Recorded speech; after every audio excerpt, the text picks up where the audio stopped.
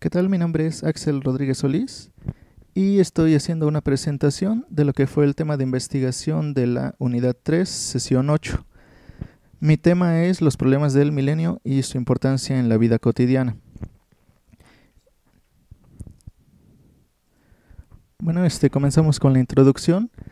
En el año 2000, que fue declarado Año Mundial de las Matemáticas por el Climate Mathematics Institute y la UNESCO en Estados Unidos, se elaboró una lista de problemas muy complejos del área de las matemáticas que hasta ese momento no han sido resueltos.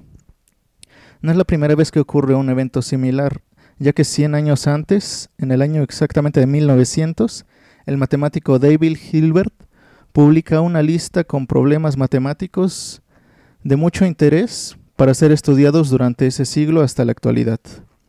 La mayoría fueron resueltos y en esta nueva versión solo uno de los de la lista original sigue vigente y se agregaron otros 6 para hacer un total de 7 problemas que se denominaron los problemas del milenio. Estos problemas son de vital importancia no solo para las matemáticas, sino para casi cualquier ciencia.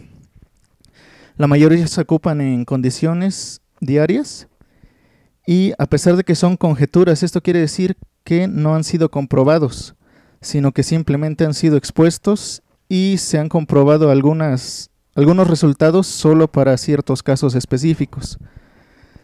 La idea es resolverlos y pasarlos de ser una simple conjetura a ser una teoría o un teorema, que en matemáticas quiere decir que es algo que ya ha sido comprobado y que se puede utilizar como base para crear conocimiento nuevo. Es importante recalcar que todo este esfuerzo es para fomentar el interés por las matemáticas, ya que la mayoría de personas no tienen idea de la existencia del instituto, de la recompensa, que es de $1 millón por cualquiera de estos problemas resueltos. Y, sin embargo, realmente poca gente es la interesada en las matemáticas. Razones para esto hay muchas, pero la más grave es que la gente no está interesada en aprender matemáticas. Simplemente no les interesa, se alejan, y esto es una ignorancia voluntaria porque tratan de evitarlas a toda costa, eligen carreras que no tienen matemáticas, tratan de no aplicarla en su vida diaria, y en los peores casos, los jóvenes y los niños que están estudiando se cuestionan sobre la utilidad de las matemáticas para el futuro. Consideran que no tienen ninguna utilidad, consideran que nunca se van a utilizar y consideran que una vez terminadas y aprendidas no vuelven a saber de ellas después. Por esta razón es importante tomar conciencia de que las matemáticas no son simplemente un tema de texto. Se utilizan cotidianamente y es necesario elevar su interés general, volverlo cultura general. Esto es para evitar seguir formando ciudadanos mediocres que se desentiendan de la importancia del estudio de las matemáticas e incluso del estudio científico en general. Como el tema científico requiere de bastantes matemáticas y de bastante estudio, de bastante investigación, la gente se desinteresa, no quieren acercarse a esto, no lo ven en el futuro, no lo ven viable. Sin embargo, las matemáticas forman parte de nuestra cultura. Su historia es muy similar a la de la filosofía. Realmente uno no aprende matemáticas y filosofía realmente para el uso cotidiano. Las aprenden por el deseo de aprender.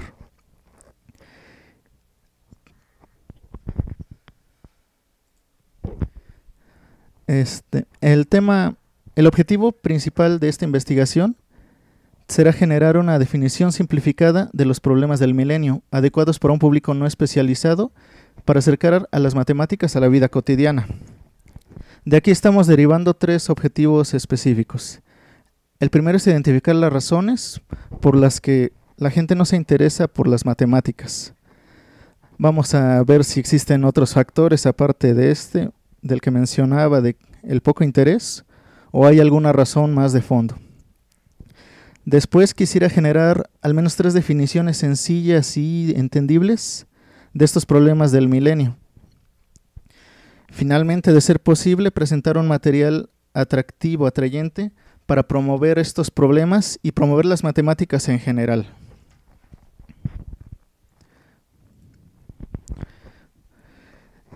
Dentro de la metodología, la primera parte fue colectar información sobre los problemas del milenio, además del uso de las matemáticas en el ambiente diario. El panorama es realmente desalentador. Para algunas personas toma un esfuerzo muy considerable tratar de entender estos problemas. Estos problemas tienen una dificultad muy alta y la mayoría son imposibles de describir en términos simples. Incluso gente preparada, gente que estudia las matemáticas, hay problemas que no llega a entenderlos, a pesar de que tengan un nivel bastante avanzado. Esa es la primera razón por la que no existe mucha difusión de estos problemas. La segunda es que esta información es difícil de sintetizar, lo que la hace difícil para generar un material visual o apto de divulgación, ya que realmente sí existe mucha investigación de estos temas, pero se encuentra en círculos cerrados de investigación, de matemáticas, de estudio científico, y ahí existen miles de tratados, artículos, ensayos, libros completos que tratan tan solo de explicar cada uno de estos problemas.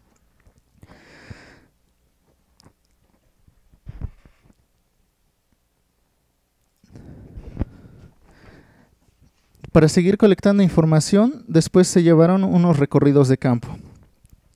En estos recorridos de campo fuimos directamente a las personas que podrían estar más interesadas en fomentar las matemáticas, que son los maestros. En este caso hice un recorrido al Instituto de Estudios Universitarios aquí en la ciudad, en específico a un pequeño grupo que se encuentra en una maestría específica de Ciencias de la Educación. Las personas que aquí se encuentran eran maestros que se estaban preparando para seguir instruyendo a sus alumnos. Es gente que ya está preparada y aún así sigue preparándose. La mayoría pues se encuentran en horario sabatino, así que fue difícil tomar el tiempo para hacer entrevistas largas. Sin embargo, se realizaron bastantes encuestas y los resultados son que ellos sí tienen el interés, sí tienen la motivación, pero existen factores externos que hacen que sus alumnos no den todo para aprender matemáticas.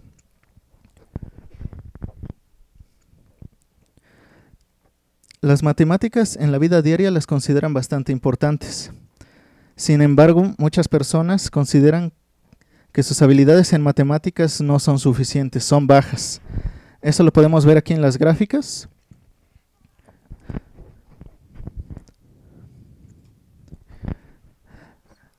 Además, hay una interesante división entre el incentivo económico, por ejemplo, que es impulsado por el Instituto Claymat, que es de $1 millón por los problemas resueltos. Hay una opinión muy dividida sobre la utilidad de este incentivo económico. Pero aquí podemos sacar una conclusión interesante. Los que consideran que el incentivo sería válido no lo hacen realmente por el dinero, sino podemos irnos a la situación exacta que hay en México, de que no es por un interés económico solamente, sino es por la falta de un incentivo económico para subsistir a veces.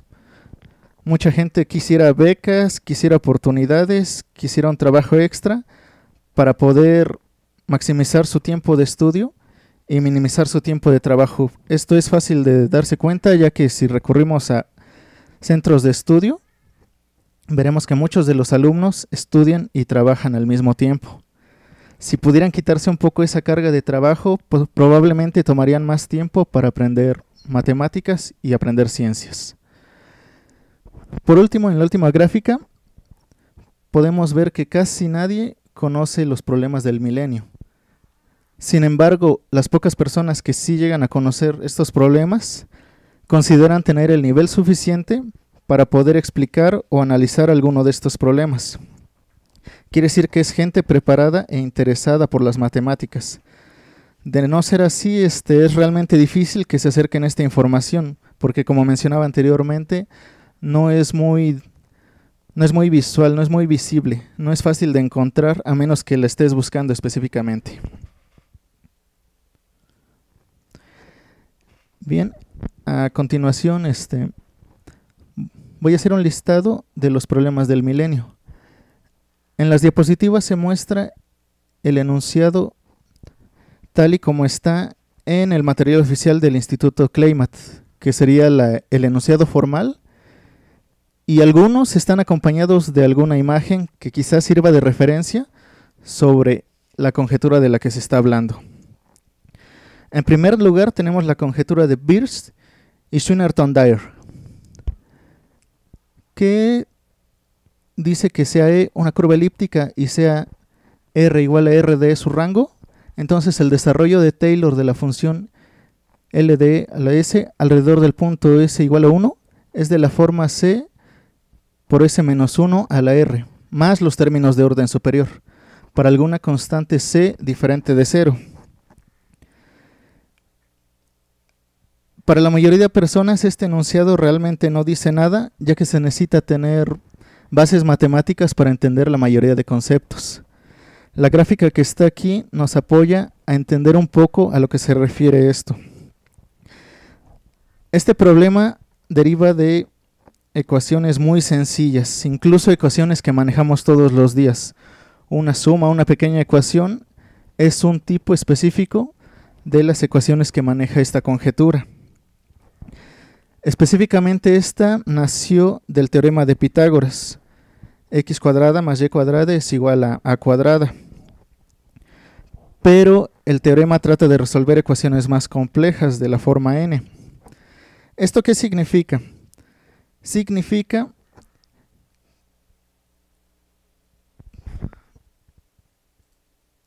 que las ecuaciones que vemos aquí son casos de ecuaciones más complejas llamadas elípticas. Y aquí podemos dar una primera conclusión importante sobre la dificultad de estos problemas. Todos estos términos representan ecuaciones geométricas, aunque no lo parezcan, pero no son las geometrías que conocemos. Aunque digan que son ecuaciones elípticas, en la gráfica no podemos ver ninguna elipse porque eso solo es la definición. Una ecuación elíptica en este caso es otro tipo de ecuación.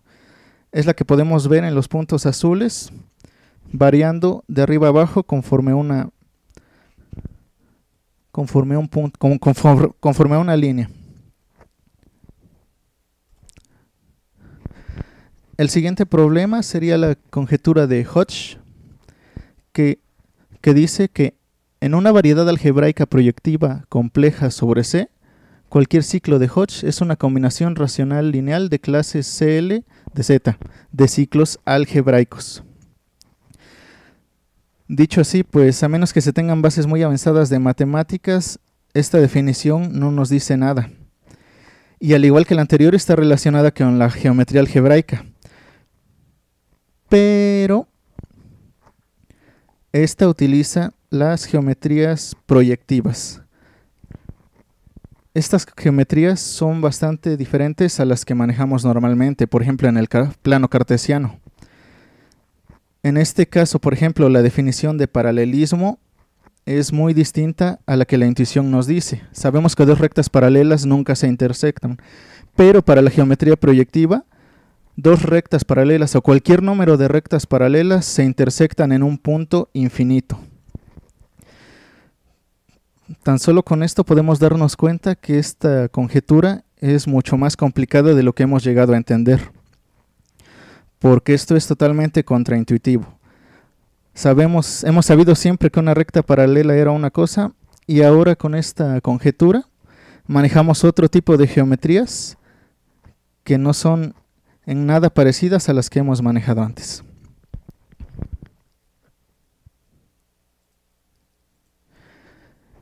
El problema 3 habla de las ecuaciones de Navier-Stokes, y en este caso no voy a hacer la descripción porque es muy larga, además de tener muchos términos complejos. Lo importante de este problema es su utilidad. Este problema viene de la física. podemos decir lo último, que es que demostrar una de las afirmaciones siguientes sería resolver el problema para todas las ecuaciones que vienen arriba. Sea U de 0 satisfaciendo las condiciones de regularidad, que entonces existen soluciones admisibles.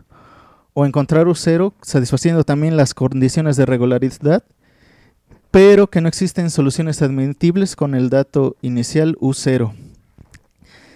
¿Esto qué quiere decir? Lo que se busca realmente no es resolver las ecuaciones como tal. Las ecuaciones, algunas sí se han resuelto casos específicos, se resuelven teniendo valores iniciales y siguiendo los procedimientos, y estas ecuaciones se ocupan todos los días. Tan solo en las simulaciones del tiempo, del clima, son utilizadas todo el tiempo, ya que estas nos dicen cómo se mueven los fluidos. ¿Qué es un fluido en este caso?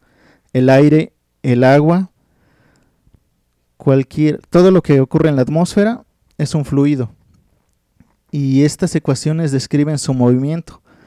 Por ejemplo, el movimiento en espiral de un huracán es perfectamente describible con estas ecuaciones. Sin embargo, lo que se busca es predecir si de estas ecuaciones se pueden resolver cualquier caso, en cuyo caso serían mucho más útiles, o bien descartar aquellas que sean imposibles de resolver desde un inicio, ya que aun cuando demos datos iniciales, no siempre es viable llegar a un resultado, y eso es lo que se busca de estas ecuaciones. El siguiente caso es el problema 4. De este caso ya no se llama conjetura. En este caso ya es el teorema de Poincaré. Y este es el único de los problemas del milenio que se ha resuelto. Dice que la única variedad compacta y simplemente conexa de dimensión 3 es la esfera tridimensional S3. Al igual que los otros, esto no nos dice casi nada, pero afortunadamente es uno de los problemas de los que se puede hacer una pequeña visualización para describirlos.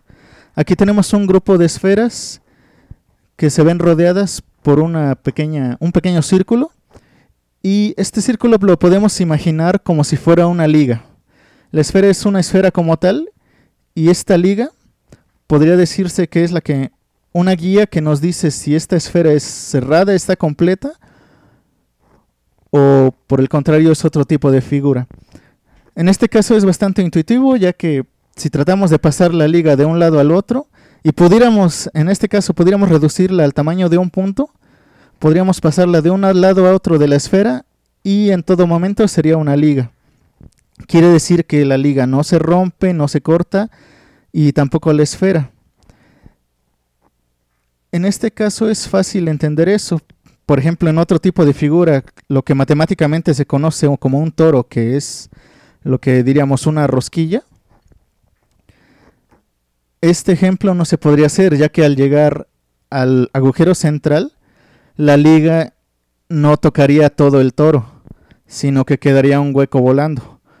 O si comentáramos de otro punto, la liga nunca podría llegar al otro lado sin separarse. Si rodeáramos la liga, por ejemplo, adentro de la rosquilla, sería imposible hacerla a un punto, ya que o tendríamos que romper la liga o tendríamos que romper la rosquilla. Esto suena bien en dimensiones 3, que son las que manejamos, son las que conocemos. La cuestión con la conjetura del teorema de Poincare es que esto aplica para cualquier número de dimensiones. Quizá podemos entenderlo para dimensiones 2 y dimensión 3, que son las que manejamos. Pero esto funciona para cualquier dimensión. Se resolvió primero para dimensiones superiores a 7, a 6. Después fue resuelto para la dimensión 5 y 4. Los casos de 1 y 2 eran triviales, realmente no necesitaban una demostración. Pero irónicamente el caso 3, que es una esfera hacia un espacio de dimensión 4, era el que estaba sin resolver. Es por eso que aquí se hace únicamente referencia a la dimensión 3. Sin embargo, esto es válido para dimensiones n, cualquier número de dimensiones. Afortunadamente este problema ya fue resuelto por el matemático Grigori Perelman, que logró recientemente hacer la demostración de esta conjetura y convertirla en un teorema. Aquí podemos hacer un paréntesis para preguntarnos para qué serviría resolver todos estos problemas. En este caso podemos dar un ejemplo muy específico del por qué.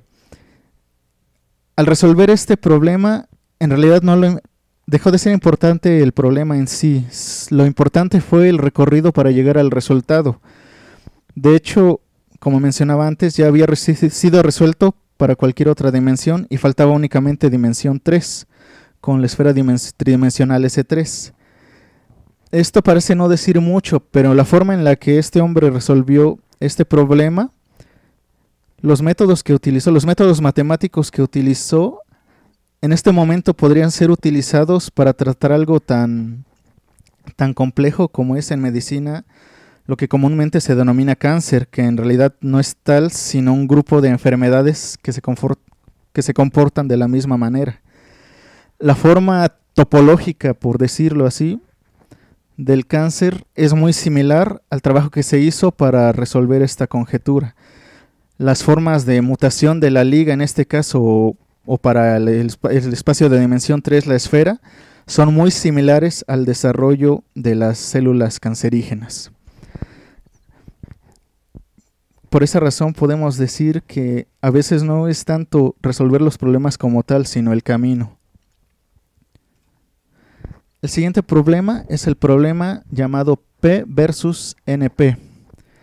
El enunciado del problema es demasiado simple. Es P igual a NP. Este problema proviene del área informática. Podemos decir que P es un conjunto de problemas que tienen una solución en tiempo polinomial. Esto quiere decir es un tiempo continuo, es un tiempo calculable. Mientras que NP son problemas que no pueden ser resueltos en tiempo polinomial a menos que se haga con una semilla.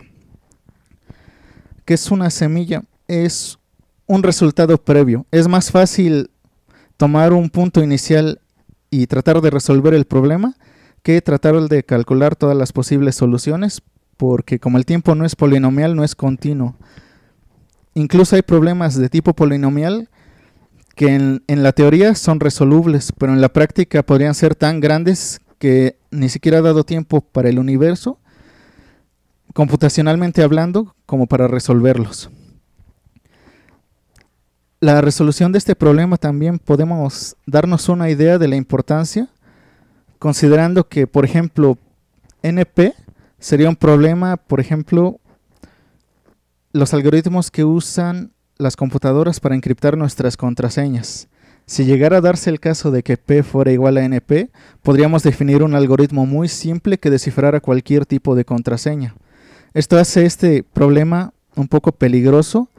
Sin embargo, después de eso, a largo plazo, las implicaciones serían muy positivas, muy avanzadas. Podríamos desarrollar computadores mucho más rápidos de lo que hay ahora en varios órdenes de magnitud. Problemas que ahora tardan años en resolverse, mucha investigación matemática científica, podría hacerse en cuestión de minutos si se encontraran algoritmos bajo la premisa de que P es igual a NP.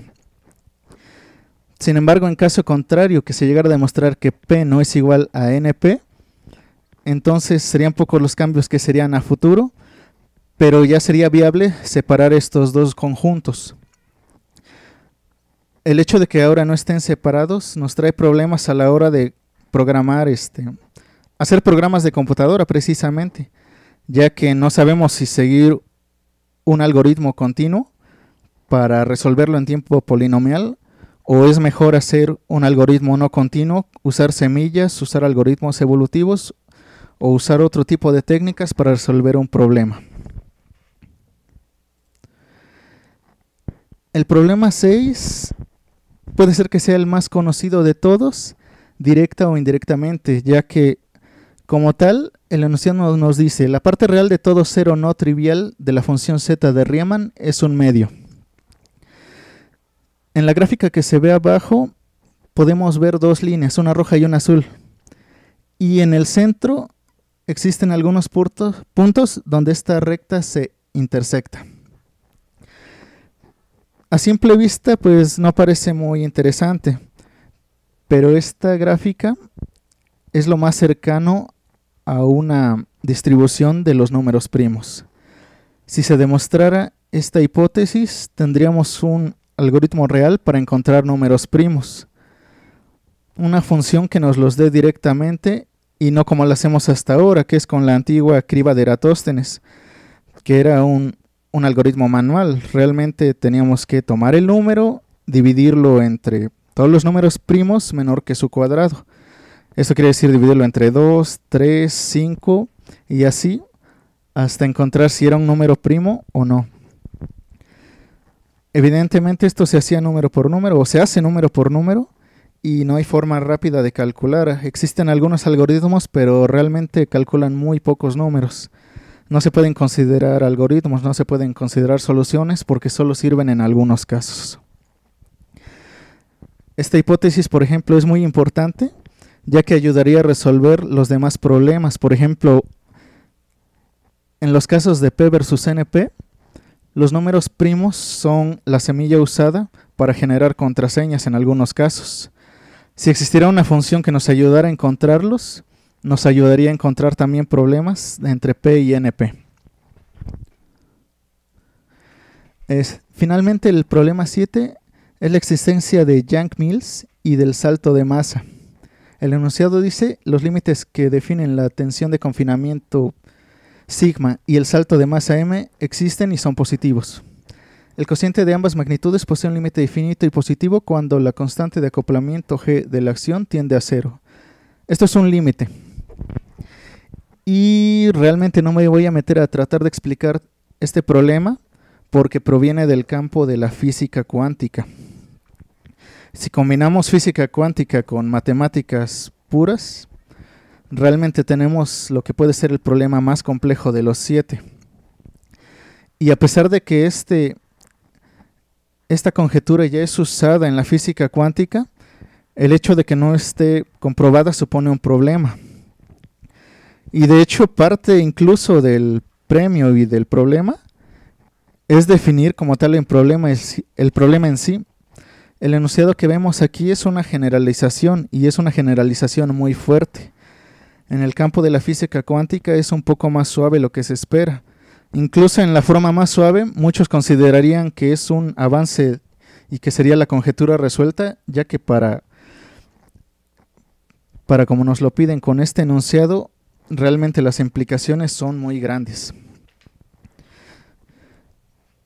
También nos da una idea de lo que es necesario para tratar de resolver estos problemas.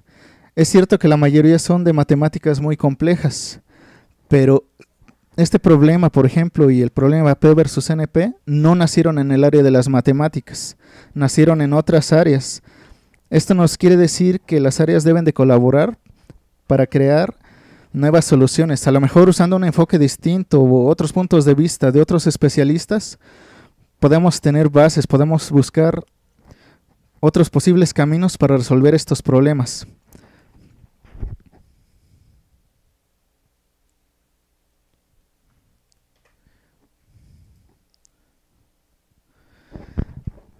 Como conclusiones podemos decir que es importante aclarar de entrada, esta lista de 7 problemas en realidad no representa la totalidad de problemas no resueltos. Existen muchos problemas por resolver en el campo de las matemáticas, de la física, de la química, y todos buscan soluciones porque aún faltan avances. Incluso hay matemáticos que se cuestionan si esta lista es suficiente o se dejaron en el tintero bastantes problemas más que podrían ser igual de difíciles, incluso más, y que merecerían una mención dentro de esto. Podemos mencionar, por ejemplo, la conjetura de Collatz, que es muy fácil de explicar ya que se utilizan únicamente sumas y divisiones. Pero las implicaciones dentro de esta, que son las que se podrían ver en una gráfica que se encuentra aquí, son muy complejas. Esta conjetura habla de dos enunciados para tomar un número y que irremediablemente este número en algún momento quedará reducido a la serie de 4, 2, 1. Pero se dan casos curiosos como en un número cercano a 8000, donde en pocos pasos este llega a esta serie de 4, 2, 1. Mientras que, por ejemplo, el número 27 da muchos pasos, da miles de pasos antes de llegar al mismo lugar de 8000 y de ahí reducir a 421, lo cual es contraintuitivo. No hay una explicación lógica de por qué un número tan pequeño tenga que dar tantos pasos y números tan grandes tengan que dar tan pocos. Por ejemplo, está también la hipótesis del continuo. Esta hipótesis trata sobre los infinitos, que en realidad cuando hablamos de infinito, la verdad es que no existe solo uno, sino que existe una cantidad muy grande de infinitos.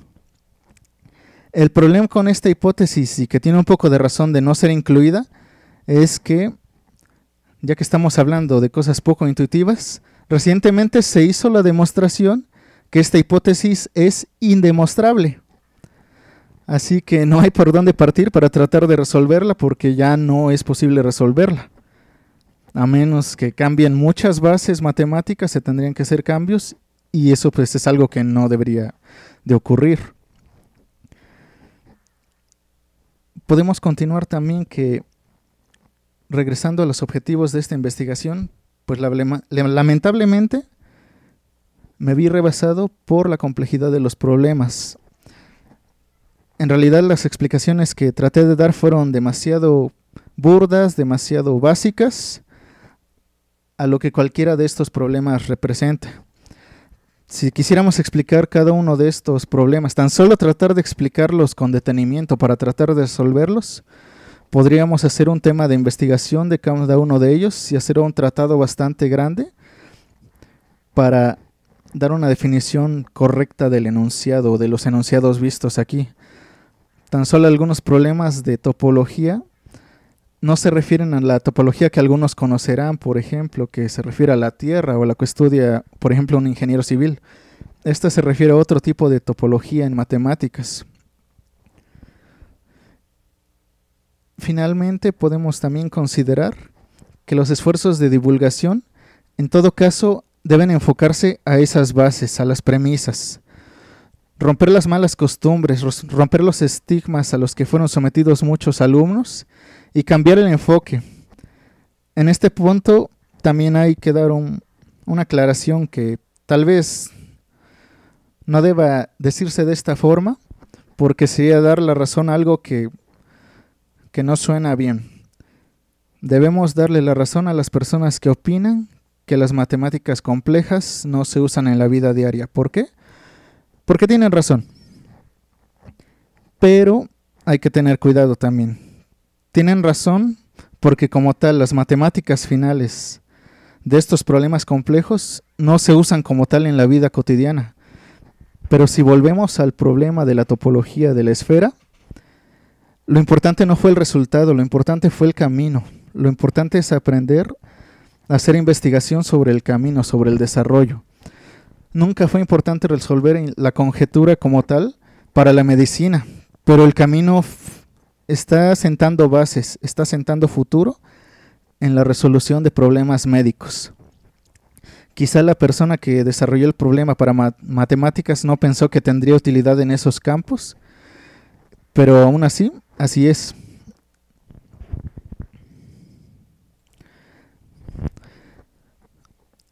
Y sin más que decir, debemos recordar eso, que las matemáticas complejas no son lo importante, es el camino, es la forma de razonar, de procesar, de analizar toda esa información, de realmente llegar a ese camino de que no hemos dejado de utilizar las matemáticas, las hemos mecanizado, las hemos hecho tan rápido que nuestro cerebro ya las procesa de inmediato, las procesa de forma continua. Es por ejemplo con las tablas de multiplicar. Pensamos que ya no las utilizamos todos los días, sin embargo, cuando pensamos en un número, cualquier par de números, el resultado ya está ahí, llega de inmediato porque las hemos mecanizado, tenemos mucho tiempo mecanizándolas y es por eso que se han quedado ahí. Pero si buscamos regresar a ellas de la forma escrita, nos damos cuenta que es lo mismo, que siguen ahí y que siguen de esa forma. Y esa sería mi conclusión. Muchas gracias.